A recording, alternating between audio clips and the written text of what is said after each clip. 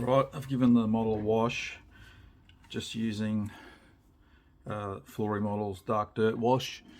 It's easy to use, it's a clay wash. If you want to see how it's done, look at some of my other videos. I show you how to do it. So I've got the wash on, still drying. I did the finish painting up the main rotor. So I used the dark aluminium colour. As I said, silver's too bright, even dark aluminium's probably too bright. Titanium extreme metal on the actual head for a darker shade, and I used some that same colour and lightly airbrushed over some areas to make it look a bit grimy. I'm going to give this a wash as well, but that's after basic painting, and I'll have to paint the hoses in black. Yeah, so I'm going to finish doing the wash and everything, wipe it back, and then we'll be into I'll be putting it together. So this will be the last update. The next bit you see will be a finished product. Okay, all done. Wow, this was a huge build, more than what I expected.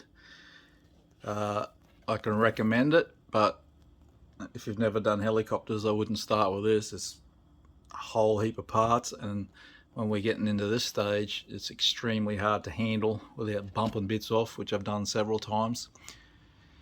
I lost one of the photo etch mirrors. I don't know how, I couldn't find it.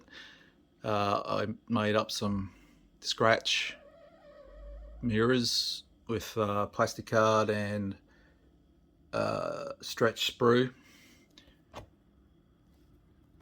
The main rotor is just sitting on there at the moment. I haven't glued it on. It won't fit in the cabinet with that huge rotor system on it, so I'd be able to lift it off and store it separate. Yeah, so the only problem that still peeves me off is that joint above the cockpit. I still don't know why I had so much trouble with that. It just shouldn't have happened, but I couldn't see a reason why. So I had to do the filler job, but it turned out good, except I had to have the hatch open on top there. But like I said, during the build I was probably going to do it anyway, so you can see in the cockpit a bit. The